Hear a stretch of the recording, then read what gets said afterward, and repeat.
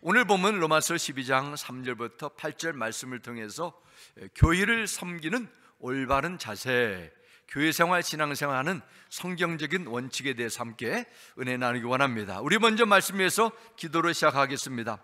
아버지 하나님, 우리 인생의 수많은 지식과 정보와 경험, 내가 가지고 있는 아버지의 새로운 우리 인생에 대한 그 법칙이 있습니다. 그러나 영원히 변치 않는 하나님의 말씀이 우리의 삶의 등불이 되고 우리의 삶의 원칙이 되고 진리로 받기를 원합니다.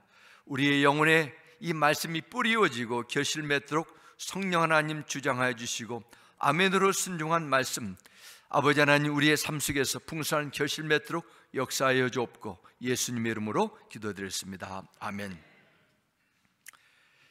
우리 인생을 살다 보면은 많은 것이 필요하지만 무엇보다도 지혜가 필요합니다.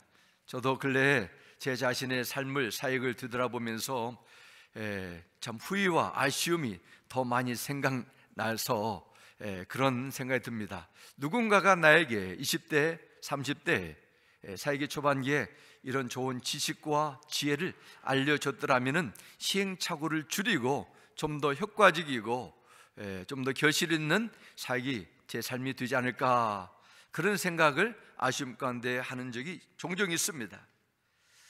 우리에게는 정말로 늘 지식과 지혜 정말 필요합니다. 풍성한 인간관계를 위해, 행복한 가정을 세워나가기 위해서, 직장생활, 사업, 학업, 사회생활을 성공적으로 잘 하기 위해서 지혜가 절대적으로 필요합니다. 교회생활, 신앙생활도 정말 그렇습니다. 뜨거운 열심과 내가 가지고 있는 그 잠재력을 넘어서서 지혜가 중요합니다. 그래서 에베소서 5장 15절 17절 말씀을 이렇게 기록합니다. 그러므로 여러분은 어떻게 살아가야 할지를 살피십시오. 지혜롭지 못한 사람처럼 살지 말고 지혜로운 사람답게 살아야 합니다. 그리고 17절에 말씀합니다. 그러므로 어리석은 자가 되지 말고 주님의 뜻이 무엇인지를 깨달으십시오 라고 이렇게 권면합니다. 이 말씀을 잘 살펴보면 당시 에베소 교회 성도들 가운데 지혜롭지 못하게 신앙생활, 교회생활 하는 성도들이 많았음을 추측하게 됩니다. 없다면 이런 말씀을 줄 필요가 없지요. 그들에게 어떻게 살아가야 되는지를 살펴보면서 어리석은 자가 되지 말고 세월을 아껴서 하나님의 뜻을 바로 깨달아 그분의 계획과 뜻 안에 사는 것이 지혜로운 신앙생활, 교회생활, 삶을 영위하는 것이라 이렇게 말씀합니다. 우리가 70년, 80년, 100년의 인생을 산다는 것 정말로 대단한 것입니다. 한 세기를 사람이 산다는 건 이건 정말 특별한 하나님의 은혜라고 설명할 수밖에 없습니다. 하지만 그보다 더 중요한 것, 인생의 장수하고 우리의 삶에 그 모든 것을 누리는 것보다 중요한 것은 그 삶의 기간을 통해 하나님의 목적에 따라 그분의 일을 이루어드리는 도구로 내가 쓰임 받게 되냐, 그런 기간이 내 인생에 이루어지냐, 이것입니다. 그리고 언젠가 나에게 맡긴 인생의 때를 어떻게 사용했는가에 대해서 하나님께 보고해야 됩니다. 그에 대한 책임을 그분이 물으시기 때문입니다. 그러므로 우리에게 주어진 신앙생활, 교회생활 속에서 하나님 앞에 지혜 있는 자가 되어서 세월 아껴 주의 뜻을 바로 분별하고 믿음의 열매를 맺도록 요구하고 있습니다. 오늘 말씀은 교회생활에 주시는 말씀입니다. 하나님은 여러분과 저를 부르시고 교회라는 영적인 가정의 일원으로 세워주셨습니다. 교회를 통해서 우리의 신앙이 더욱 건강하고 또 풍성하게 성장하도록 하나님의 기쁘신 뜻을 이루어지도록 사명도 부어주셨습니다. 오늘 말씀을 통해서 우리의 교회 생활에 대한 중요한 지침을 다시 함께 나누면서 하나님 앞에 지혜롭고 복된 신앙생활의 열매가 맺게 되는 그런 삶이 이어지기를 주의 이름으로 축원합니다. 무엇보다도 하나님 앞에 지혜롭고 복된 교회생활, 첫 번째는 받은 은사에 따라 섬기라, 성경 말씀합니다. 3절 다시 보겠습니다. 내게 주신 은혜로 말미암아 너희 각 사람에게 말하노니 마땅히 생각할 그 이상의 생각을 품지 말고 오직 하나님께서 각 사람에게 나눠주신 믿음의 분량대로 지혜롭게 생각하라 말씀합니다. 하나님께서 각 사람에게, 우리 모두에게 나눠주신 믿음의 분량대로 생각하라 말씀합니다. 믿음의 분량대로 지혜롭게 생각하라, 이 말씀은 자신을 너무나 대단하게 생각하지도 말고 너무 하찮게 생각하지도 말고 올바른 생각을 가지라는 것입니다. 볼링을 할 때 내가 던진 공이 곧바로 굴러가지 않고 오른쪽 홀로 빠지거나, 그것도 잘못된 것입니다. 그러면 왼쪽으로 빠진 그 볼이 잘 된 것입니까? 그것도 아닙니다. 골프 선수가 친 공이 왼쪽에 있는 숲속으로 날아간 것도 잘못 친 볼이고, 오른쪽에 있는 작은 연못으로 빠진 것도 실점이 되는 것입니다. 골이 날아가야 될 목적지 홀 쪽으로 날아가야 돼요. 거기에 벗어났기 때문에 어느 쪽으로 가든지 잘못된 것입니다. 우리 자신을 평가하는 기준도 그래요. 어떤 사람은 나를 대단한 존재로 생각합니다. 나는 항상 옳고 다른 사람보다 더 잘 알기 때문에 모든 것을 내 중심적으로 생각하고 판단합니다. 좋은 사람의 조언을 받아들이지 않으려 해요. 모든 것이 내 뜻대로 된다면 이것은 나르시시즘에 빠지는 것입니다. 구약 성경에 나오는 많은 왕들과 정치 지도자들이 처음에는 잘 되다가 나중에 하나님으로부터 버림받게 되고 흐지부지한 인생이 된 가장 큰 원인 가운데 하나는 선지자들 통해서 주시는 말씀을 무시하고 내 생각에 매여 살던 교만이었습니다. 이스라엘의 초대왕이었던 사울도 그렇게 되었습니다. 위대한 지혜를 가졌던 솔로몬 왕과 그의 아들 르호보암도 실종하게 되는 가장 큰 원인 가운데 하나는 자신의 생각과 욕심 가운데 나오는 판단을 절대적인 기준을 삼았기 때문입니다. 믿음의 분량대로 지혜롭지 못하고 어리석은 교만에 빠졌습니다. 또 다른 종류의 잘못된 평가가 있어요. 하나님께서 나에게 주신 재능과 은사를 과소평가하는 것입니다. 나는 제대로 하는 것이 없기 때문에 하나님도 나 같은 사람을 사용하지 않고 그런 사람만 사용할 것이라는 스스로 자책하고 자신을 바라보는 것입니다. 나는 지금까지 제대로 한 것, 제대로 없기 때문에 하나님은 나에게 큰 기대를 하지 않을 것이라. 나는 그냥 이렇게 믿음 생활, 교회 생활하는 것이 당연하다. 내 사명을 스스로 포기하는 것입니다. 이것도 잘못된 것입니다. 수험생들에게 가진 유일한 관심은 입학 점수를 올려가지고 좋은 대학으로 입학 허가서를 받는 것입니다. 미국에서 SAT, ACT 그리고 GPA라는 그런 학교 성적을 보고, 한국에서는 수학, 영어, 국어 주로 3과목을 보고 평가합니다. 시험을 보고 그 점수 결과로 한 사람의 능력, 미래, 인생의 향방을 결정짓는 정말 절대적인 기준으로 받아들인다면 그런 세상이야말로 얼마나 불합리하고 불공평하겠습니까? 엄밀히 보면요. 그럼에도 이 세상에 받아들이는 기준으로 자신을 그렇게 보고 평가합니다. 지나치게 과대평가하기도 하고 반대로 과소평가하는 것도 세상에 참 많습니다. 이 세상에서 적응하고 살아가는 방식으로 내 자신을 바라보게 된다면 우리는 예수 그리스도 안에 있는 우리 인생을 향한 하나님의 계획을 보지 못하고 주님께서 나를 새로운 피조물로 지은 놀라운 모습을 깨닫지 못합니다. 하나님의 사신 뜻과 목적을 발견할 수 없어요. 그러면 어떤 거울로 우리를 바라봐야 됩니까? 무엇보다도 하나님의 말씀의 거울입니다. 그래서 에베소 4장 7절 말씀합니다.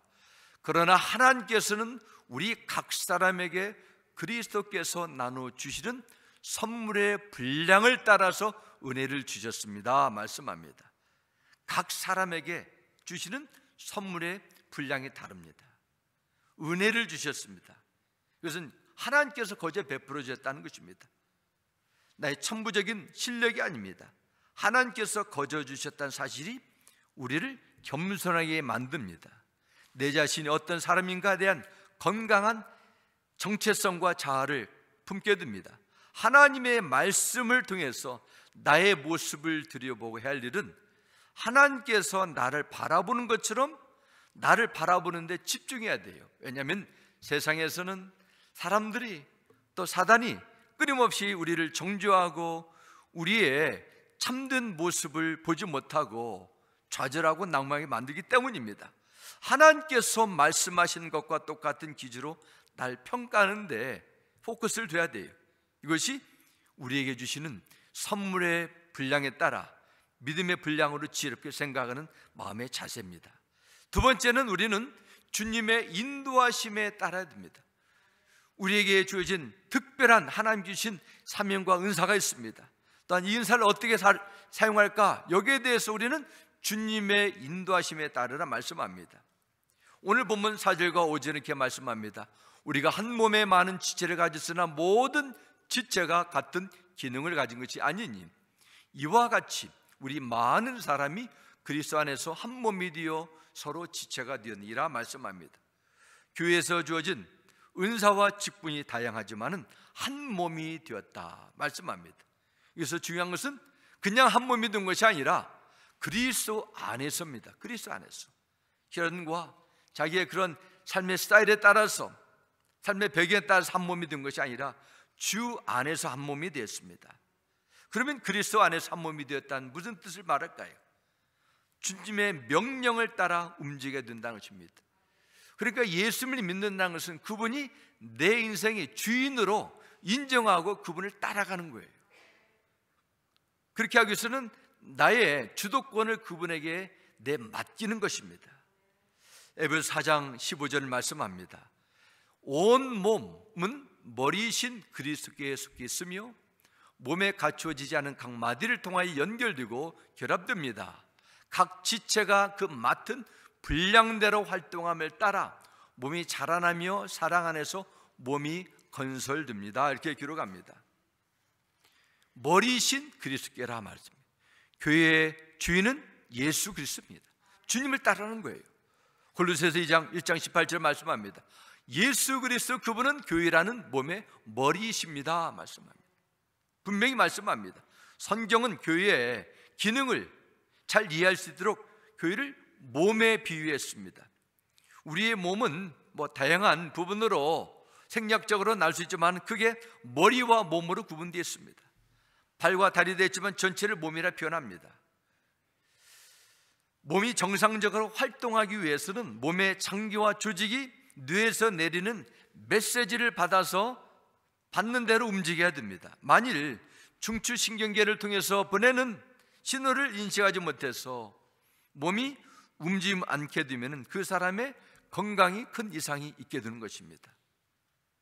예수님께서 교회의 머리, 우리의 머리가 되신다는 말씀의 의미는 교회는 주 예수께서 컨트롤하는 사람들의 모임, 예수님의 뜻대로 순종하고 행동하는 사람들의 모임이 바로 참된 교회의 모습이라 이렇게 말씀합니다. 그래서 교회의 능력은, 교회의 그 영적인 힘은 교회의 머리가 되신 예수님을 통해서 공급받는 것입니다. 그래서 요한복음 15장 5절 말씀에도 보면 나를 떠나서는 너희가 아무것도 할 수 없느니라 말씀하셨습니다. 주님이 떠난 교회는 결국 사라지게 돼 있어요. 어떤 생명체도 머리가 없이는 살 수 없습니다. 공상 만화 속에서 가끔씩 나오지만 머리가 2개 있는 동물이 나오게 되는데 무서운 괴물로 등장하게 됩니다. 그런데 종종 교회라는 이름은 있는데 예수님께서 교회의 머리가 되지 못하고 대신에 사람이 교회의 머리가 되는 경우가 있어요. 어떤 경우는 여러 가지 분주한 일들을 많이 하는데 하나님께서 명령한 것이 아니라 자기들이 원하는 것만 하는 일 열심히 합니다. 교회를 먼저 세운 성도들, 집사님들, 장로님들 또는 개척한 목회자가 교회의 머리가 되어가지고 교회를 좌지우지하게 됩니다. 사람들의 소리가 무성합니다. 어떤 사람들은 교회의 머리를 시키고 마음의 평안을 얻는 것으로 여기는 종교생활 하는 정도로 여기게 됩니다. 어떤 사람들은 사람들 만나 교제하는 장소 정도로 여깁니다. 어떤 사람들은 교회를 기업처럼 여깁니다. 평신도의 집사, 그 위에 권사, 안수집사, 장로, 목사로 그렇게 층을 만듭니다. 물론 다양한 직분도 있지만은 이것은 교회를 충성되이 섬기고 연약한 사람들을 돌보고 보살피라는 그런 섬기는 직분이지 그런 감투가 아니에요. 건물이 있다고, 믿는 사람들이 많이 있다고 교회가 아닙니다. 한 사람 한 사람이 교회의 주인 되시는 그리스도의 말씀의 지시를 받고 머리가 되시는 주님의 소원을 시원하게 풀어드리는데 집중하는 것이 교회라고 성경 말씀합니다. 그래서 건강하고 성숙한 성도는 내 생각, 내 스타일, 내 방법대로 교회를 섬기고 이끄는 것이 아닙니다. 예수님의 인도하심의 명령에 그냥 따라가야 돼요. 때가 되면 그럼 열매가 맺히게 됩니다. 성도는 교회의 머리가 되시는 그리스도의 말씀대로 움직일 때 하나님 나라를 위해서 쓰임받는 영적인 도가 되는 것입니다. 주님은 그런 교회를 통해서 성령을 부어주시고 이 땅에 구원의 역사를 펼쳐나가십니다. 그러므로 교회라는 영적 공동체가 건강하게 되기 위해서는 머리가 되시는 예수 그리스도를 알아야 돼요. 그분의 마음을 깊이 헤아려야 됩니다. 주님이 우리 교회를 통해서, 나를 통해서, 교회가 지체가 되는 저의 사역을 통해서 무엇을 원하십니까? 물어봐야 돼요. 효요만 갖는다 해가지고 효요다가 큰 소리 나고 나중에 신앙생활의 효요가 될 수 있어요. 교회는 주님의 몸이요, 각 지체라는 것은 교회는 하나님의 부르심 속에서 주님의 희생의 피해값을 지불하시고 구원의 은혜에 참여했다 같은 말입니다. 그러나 모든 성도는 그리스도 안에서 지체가 되었다. 이것은 서로 의지해야 된다는 것입니다. 서로 의지해야 되는 가장 첫 번째 이유는 우리는 불완전하기 때문에 그렇습니다. 내 신앙을 내 스스로 종교적인 열정만으로 지킬 수 있는 사람은 이 세상에 아무도 없습니다. 지난주에 로스코 쇼레이라는 한 경험 많은 산악가가 저 서부 워싱턴 주에 있는 마운틴 헬렌스라는 그런 산이 있는데 그 산에 28번이나 성공적으로 등정했는데 지난주에 그 산에 오르다가 눈사태에 휩쓸려 목숨을 잃었다는 안타까운 소식이 전해졌습니다. 그 풍부한 경험이 있고 어느 상도 담대하게 올라가는 그러한 그 모험가였는데 한 번의 실수로 혼자 가다가 헤어나지 못했습니다.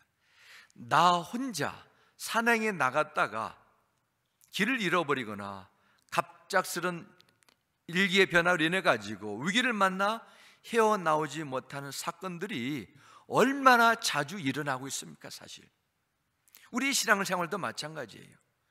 내 힘으로 내가 뭔가 하겠다 해가지고 다른 사람부터 간섭받지 않고 나는 적당한 내 수준에서 나의 신앙생활의 교회생 스타일대로 한다 생각하지만은 나의 의지와 열정만으로 믿음을 지킬 수 없어요. 우리 모두는 누군가의 도움을 받아야 하는 불완전한 존재입니다. 여러분, 오늘 여기까지 오시기까지는 알게 모르게 여러분을 위해서 눈물로 기도하며 사랑으로 쏟아부으며 헌신과 희생으로 여러분의 믿음을 위해서 쏟아부은 사람들의 은혜가 있기 때문에 여러분이 여기까지 믿음을 감당해 둔 것이지 나의 힘으로 된 거 아닙니다. 지금 세상은 떠났지만은 여러분의 가족, 식구, 부모님이 될 수가 있어요. 그분들의 눈물에 기도로 여기까지 오게 된 것이 내 힘으로 왔다는 것은 영적 무지의 교만입니다. 교회 생활에서도 다른 사람의 도움은 절대적으로 필요합니다. 그래서 베드로전서 4장 10절은 말씀합니다.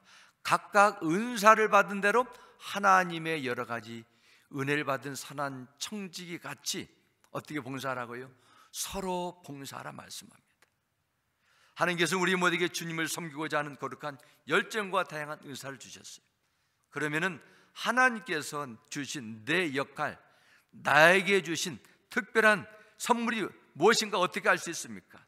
오늘 본문 로마서 12장 6절에 말씀합니다. 우리에게 주신 은혜대로 받은 은사가 각각 다르니 혹 예언이면 믿음의 분수대로 말씀합니다. 우리에게 주신 은혜대로입니다. 대가 없이 주는 하나님의 선물이었습니다. 에베소 4장 7절도 말씀합니다.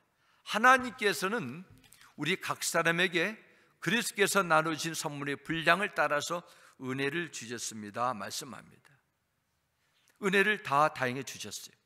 알려면 이것을 내가 사용해야 됩니다. 오늘 보면은 예언의 은사가 나오게 됩니다. 6절 한번 다시 보여주겠어요? 로마서 12장 6절. 우리에게 은혜로 받은 은사가 있는데 첫 번째 예언의 은사가 나옵니다. 예언의 은사 뭐 두 가지 해석이 있습니다. 하나는 예언의 은사는 하나님의 예언은 성경의 66권에서 이미 완성됐기 때문에 여기서 말씀하는 예언의 은사는 하나님의 성경 말씀을 잘 가르쳐주고 선포하는 것으로 보는 견해가 있습니다. 다른 하나의 시대 해석은 예언의 은사라는 것은 구약시대 선지자들이 하나님으로부터 계시를 받아 미리 일어난 일들을 선포한 것처럼 신약시대에도 지금에도 하나님께서 행하실 일들을 성령 받은 사람들 통해서 미리 보여주시고 알려주신다. 그것을 예언이라고 말합니다. 여기서 예언의 은사는 하나님의 뜻과 계획과 이루어짐을 통해서 교회를 위해 무엇인가 보여주기를 말씀하여야 될 특별한 일이 있을 때 하나님께서는 말씀하시고 보여주신다. 지금도 하나님은 진리의 말씀을 통해서 교회를 통해서 믿는 성도를 통해서 계셔야 된다. 여기에 대해서는 우리가 마음을 열어야 됩니다. 정말 중요한 것은 여기에 있습니다. 예언을 받았어요. 그러면 어떻게 해야 됩니까? 믿음의 분수대로 해야 돼요. 믿음의 분수대로. 여기서 중요한 것은 믿음입니다. 예언을 내가 받았지만은 이 받은 하나님의 말씀을 내가 믿음으로 순종해야 된다는 거예요. 구약 성경에 보면 아브라함과 요셉, 모세, 다니엘 그들의 고난의 여정 완전히 알고 미래를 완전히 파악하고 떠난 것이 아닙니다. 하나님께서 어떻게 해야 할 것을 알고 순종한 것도 아닙니다. 하나님께서 그들에게 예언의 말씀을 주셨을 때는 그들에게 어떻게 반응했어요? 믿음의 분수, 믿음으로 나갔어요. 이것이 하나님께서 예언을 주신 목적이고 우리가 알아야 할 것입니다. 내가 미래에 대해서 어떻게 될 것인가, 앞으로 5년, 10년, 20년 후에 내가 어디에서 무엇을 할 것인가, 이것을 정확히 아는 것보다 더 중요한 것이 있어요. 그래서 내가 하나님의 주어진 말씀, 어떤 말씀이든지 내가 주의 말씀대로 따라가겠습니다. 이런 겸손한 순종하고자 하는 믿음이라고 믿습니다. 로마서 12장 7절 다시 보겠습니다. 혹 섬기는 일이면 섬기는 일로, 혹 가르치는 자면 가르치는 일로 말씀합니다. 가르치는 일, 이를 재미있게 잘한다는 뜻이 아닙니다. 여러분 유튜브 보면은 얼마나 잘 가르치는 그런 유튜브 선생님들이 많습니까? 하나님의 말씀에서 여기서 잘 가르친다는 것은 다른 사람들이 이해할 수 있도록 정확하게 설명해 주는 것이지 언변에 그 능수능란한 그런 재능을 말하지 않습니다.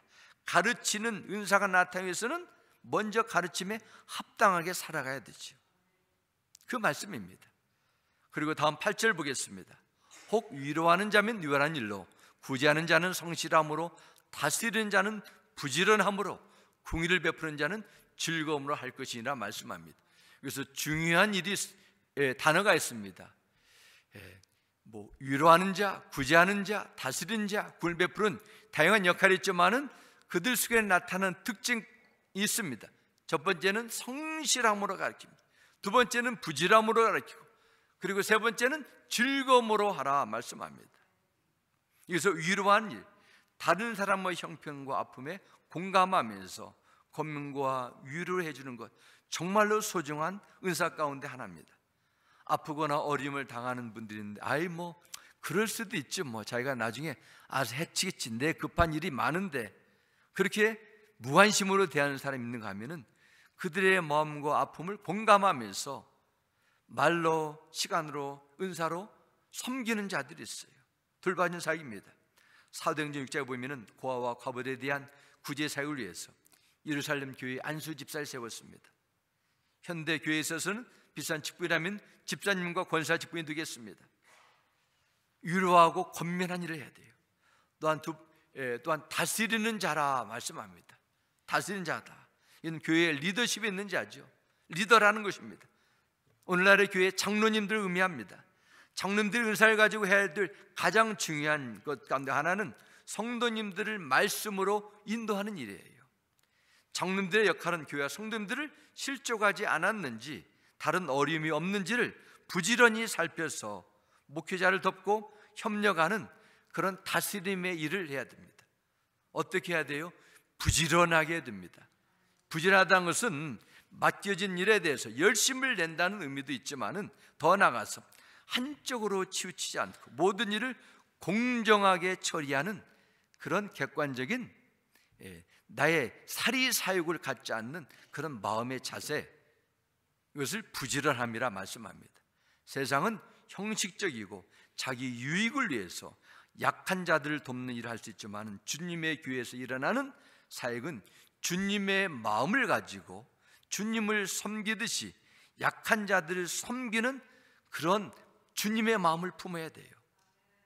무엇보다도 교회에서 이루어지는 섬기는 사역은 오직 나의 개인적인 유익이 아니라 주님의 기쁨과 주의 뜻을 이루기 위한 그런 순전한 마음을 가져야 됩니다. 또한 억지로 아니라 감사함과 어떻습니까? 즐거움을 합니다. 아이고 아까운데 내가 이거밖에 없는데 왜 또 저분은 그런 문제가 있었나, 아쉬움 속에서 마지못해서 하는 것이 아니라 하나님께서 나에게 이처럼 마음을 주시고 물질을 주시고 주님의 마음을 나에게 주셨는데, 섬길 수 있는 귀를 주셨는데 이 얼마나 복된 일인가 하면서 즐거움을 하라는 것입니다. 무엇보다도 교회의 유익이 되기 힘써야 돼요. 은사는 주님께서 베푸신 놀라운 선물이지만은 은사가 빛을 발하고 효력이 나타내는 것은 내가 가지고 있을 때가 아니에요. 다른 사람의 필요를 채우기 위해서 나의 받은 은사를 아낌없이 나눌 때 은사가 진가를 발휘하게 됩니다. 그러므로 나에게 선물로 주신 은사가 무엇인가를 늘 깨닫고 활용하기 위해서는 은사를 땅에 묻어두면 안 됩니다. 사용하셔야 돼요. 은사를 사용할 때 나는 무엇을 잘하는가, 하나님께서 나에게 이런 은사도 주셨나 발견하게 됩니다. 그럼 교회라는 영적 공동체가 어떻게 주님의 몸으로서 이렇게 위로하고 구제하고 다스리고 섬기고 사랑의 씨앗을 뿌릴 수 있는 하나님 달 세상에 세워나갈 수 있습니까? 어떤 이런 믿음을 가질 수 있는 근거가 무엇입니까? 어떻게 아름다운 믿음의 공동체가 세워지는가? 두 가지로 나누겠습니다. 미국과 한국에 많은 교회들이 있습니다. 아름다운 믿음의 공동체, 아름다운 교회. 저도 제가 신학교 다닐 때 미국에 알려진 여러 유명한 소위 세상에 아주 잘 알려진 그 교회들을 찾아가서 탐방도 하고 배우겠습니다. 그러나 나중에 내린 결론은 내가 섬기는 하나님께서 부름받은 이 교회, 여기에 가진 특별한 것을 내가 깨닫고 발견하고 여기에 집중해야 되지, 그 알려진 많은 그 교회, 그 교회는 그 교회고 거기에 대해서 큰 관심을 두지 말아야 되겠다, 그런 생각을 언제부턴가 하게 됐습니다. 그러나 우리는 성경을 통해서 교회에 참된 그 모습을 발견하게 됩니다. 특별히 사도행전에 나오는 초대교회를 통해서 성경적인 건강한 교회 생활의 모델을 찾을 수 있어요. 사도행전 2장에 보면은 예루살렘 교회에서 보여주는 사역을 기록하고 있는데요, 무엇보다도 그 교회는 사도들의 가르침을 지속적으로 받았다 말씀합니다. 그리고 모이기에 힘쓴 교회였습니다. 단순히 모이는 것이 아니라 진실한 교제를 나누고 함께 기도의 불을 지폈습니다. 그리고 사도들과 함께 기도할 때 기사와 표적이 나타났습니다. 많은 사람들이 병고침을 받게 되고 고통 속에 들어있던 귀신들이 쫓겨나는 놀라운 역사가 초대교회에 나타났습니다. 성령께서 그들의 기도를 들으시고 영적 권세를 부어주시기 때문입니다. 또한 사도행전에 나오는 아름다운 믿음의 공동체의 또 다른 모습은 서로 나누고 베푸는 삶이었습니다. 사도행전 2장 44절 45절에 말씀합니다. 믿는 사람들이 모두 함께 모여 모든 물건을 함께 쓰며 말씀합니다. 재산과 소유물을 팔아 각 사람에게 필요한 대로 나누어 주었습니다 기록합니다. 사도행전 4장 32절도 이렇게 기록합니다. 믿는 무리가 한 마음과 한 뜻이 되어 모든 물건을 서로 통용하고 자기 재물을 조금이라도 자기 것이라 하는 이가 하나도 없더라 말씀합니다. 이 소유를 함께 나눈다는 것은 공산주의 사상에서도 있습니다. 그들은 사회 재산을 평등하게 나눠준다고 선전하고 있습니다. 하지만 자세히 내막을 들여다보면 소수의 특권 지배 계급층들이 국가의 그 권력을 이용해서 가진 자들을 협박하거나 빼앗아서 자신들의 탐욕을 채우는 일을 즐기는 것입니다. 그러나 사도행전에 나오는 초대교회 성도의 그 모습은 억지가 아닙니다. 강제적인 것이 아니었어요. 어떻게 했습니까? 2장 46절에 기록합니다. 그리고 날마다 성전에서 한 마음으로 모이기를 힘쓰고 집집마다 빵을 떼면서 기쁨과 순수한 마음으로 음식을 나눠 먹었습니다. 기록합니다. 그들의 모임에는 한 마음이 한 뜻이 됐습니다. 누구의 마음이겠어요? 바로 주님의 마음이지요. 주님께서 베푸신 은혜를 체험한 사람들이 정성을 준비한 음식으로 식사를 하기 때문에 하나님이 주시는 기쁨이 있었고 순수함이 그 공동체에 있었습니다. 그래서 순수한 마음이라는 것은 진실된 마음으로 서로를 인정하고 대했다는 것입니다. 당시 예루살렘 교회 성도들은 가진 것도 별로 없고 재정적으로 힘들고 하루하루 끼니끼니를 살아가는 많은 어려움의 성도들이 있었습니다. 그렇지만 서로의 필요를 따라서 서로를 돌보며 섬겨 나감으로 각자의 소유를 아낌없이 나누는 그런 아름다운 그 공동체가 이루어졌어요. 무슨 힘이 그들에게 있길래 그들은 한 마음과 한 뜻이 되어가지고 서로를 섬길 수 있습니까? 그들이 가지고 있는 중요한 신앙의 비결이 있습니다. 첫째는 그들에게는 부활의 능력을 가지고 있었어요. 부활 신앙으로 충만했다는 것입니다. 무엇이 부활의 능력이에요? 그들은 주 예수의 부활의 능력으로 죄와 사망의 법에서 해방되고 성령의 생명의 법에 통치를 받는 새로운 삶이 그들에게 이루어졌습니다. 사도 바울이 부활장이라고 부르는 고린도전서 15장 특별히 57절과 마지막 58절을 이렇게 기록합니다. 그러나 우리 주 예수 그리스도를 통하여 우리에게 승리를 주시는 하나님께 우리는 감사를 드립니다. 그러므로 나의 사랑하는 형제 자매 여러분, 굳게 서서 흔들리지 말고 주님의 일을 더욱 많이 하십시오. 여러분이 아는 대로 여러분의 수고가 주님 안에서 헛되지 않습니다. 말씀합니다. 예루살렘 교회 성도들이 자기 것에 더 이상 움켜쥐지 않고 자신을 위해 십자가에 죽으시고 다시 살아나심으로써 부활의 능력으로 우리에게 날마다 승리를 주시는 주님의 것이, 자기의 생명이 주님의 것임을 믿기 때문에 그들은 한 마음과 한 뜻으로 서로를 섬길 수 있다는 것입니다. 그리고 그들은 무엇을 믿었어요? 주 안에서 그들의 사랑과 헌신이 헛되지 않음을 믿었습니다. 부활을 믿고 소망하는 성도들은 서로의 섬김을 통해서 그들의 부활 신앙이 진짜임을 증명하고 세상에 선포하게 된 것이죠. 우리가 부활절을 지났지만은 부활절에 담긴 부활 신앙은 우리 삶 속에서, 우리 신앙 속에서 매일매일 늘 새로워질 줄 믿습니다. 어떻게 우리가 예수의 부활을 세상에 증거할 수 있어요? 부활 신앙을 가져야 됩니다. 단순히 2000년 전에 그분이 죽음에서 무덤에서 일어나셨네, 그런 사건으로 멈추지 말고 나도 언젠가는 때가 되면 영원한 주님의 부활에 동참할 그 미래의 때가 있음을 믿고 살아가는 것이지요. 그럴 때 우리는 이 세상의 끝에 잠시 있다 떠날 그 눈에 보이는 대상에 끌려가지 않고 묶이지 않습니다. 그렇지 않게 되면 우리는 이 세상의 두려움에, 세상의 욕심에 계속 헤매다가 우리 인생 낭비하는 지혜롭지 못한 청지기로 살아갈 수 있어요. 우리가 주 안에서 참된 자유함을 받으려면 앞으로 우리에게 주어진 몇십 년의 인생이 아니라 그 후에 예비된 천국을 바라보셔야 돼요. 그럴 때 우리는 하나님의 영광을 위해서 과감하게 내가 가진 옥합을 깨트릴 수 있어요. 영원한 미래를 바라보며 사랑을 나누는 것입니다. 이것이 믿는 성도가 이 세상에 남겨야 될 가장 중요한 유산 가운데 하나입니다. 안타까운 사실은 천국을 믿는다는 그리스도인들이 인생의 모든 꿈과 소망이 이 세상에 꽂혀 있어요.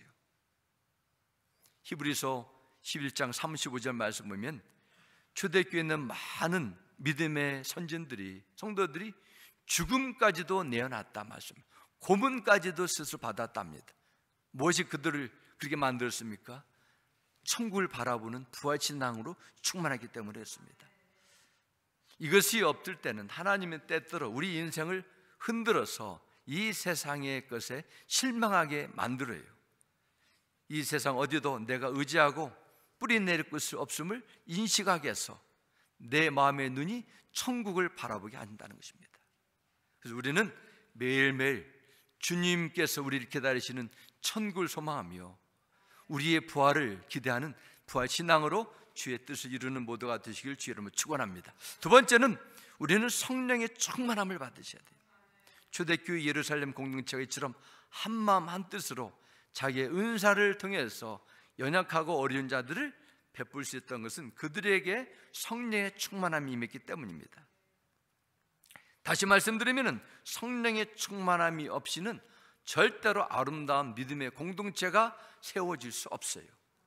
에베소서 5장 21절 말씀 보면 사도 바울이 에베소 교회 성도들에게 보내는 서신 마지막 부분에 너희들은 술 취하지 말라 그러면서 성령의 충만함을 받으라 밝히고 나중에 그리스도를 경외함으로 빛자 복종하라 58절에 말씀합니다.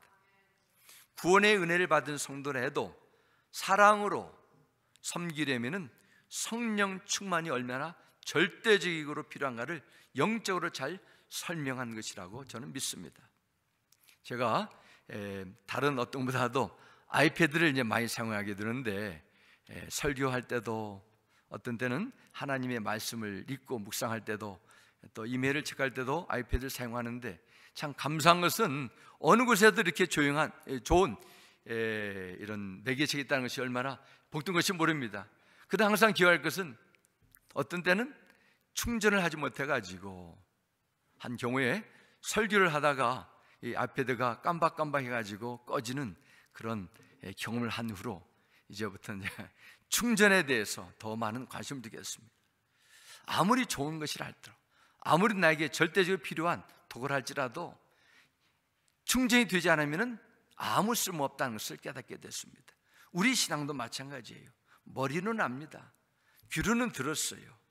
깨닫습니다. 그러나 순종으로 나타나는 믿음의 능력이 되기 위해서는 하나님의 영이 여러분 가운데 역사해야 돼요. 그렇지 않게 되면 우리는 깨닫는 정도 수준에서 머물 수 있어요. 우리의 감정과 마음과 의지가 성령의 온전한 통치를 받지 않고는 주님의 온전한 사랑으로 서로 섬기는 아름다운 교회 공동체의 모습이 열매를 맺을 수 없고 성령 충만하지 않고서는 주의 몸된 교회가 서로 연결이 돼서 건강하게 절대적으로 성장할 수 없기 때문입니다. 그래서 사랑하는 성도 여러분, 우리 은혜교회가 예루살렘 교회 같이 한마음 한뜻이 되어 서로를 더욱 알아가고 서로의 아픔과 고통 그리고 기쁨과 감사를 나누며 믿음으로 성장하는 아름다운 공동체가 늘 여러분의 끊임없는 기도가 필요합니다. 천국의 부름의 때를 소망하며 남은 인생을 하나님의 영광을 위해 우리를 향한 하나님의 간절한 소원이 무엇인가를 늘 인식하며 순종할 수 있는 영적 통찰력과 담대한 믿음을 지속적으로 구하시기 바랍니다. 우리 모두 한 사람 한 사람 예수 그리스도의 부활의 신앙과 능력과 성령 충만함을 통해 주님의 사랑을 계속 나누고 하늘의 복의 통로로 살아가시길 주님 이름으로 축원합니다. 우리 함께 기도하겠습니다. 아버지 하나님, 주님의 이름을 찬양합니다. 오늘 로마서 말씀을 통해서 우리가 예수 그리스도 안에서 하나님의 자녀가 되고 하나님 나라의 백성이 되었다면, 사명자가 되었다면 하나님 앞에 지혜롭게 살라 하셨습니다. 어떻게 사는 것이 지혜로운 것입니까? 하나님의 뜻대로 사는 것입니다. 주님, 나에게 주신 은사가 있고 이 세상에 때가 있습니다. 섬길 수 있는 기회가 있습니다. 그러나 나의 우선순위가 하나님의 우선순위를 가로막지는 않습니까? 성령님 우리에게 담대한 믿음 주시고 영원한 가치관을 우리에게 주옵소서. 하나님의 지혜를 우리에게 주시고 천국이 믿어지게 해주시고 천국의 상급을 바라볼 수 있는 영의 눈을 열어 주옵소서. 주 예수님의 이름으로 기도드렸습니다. 아멘.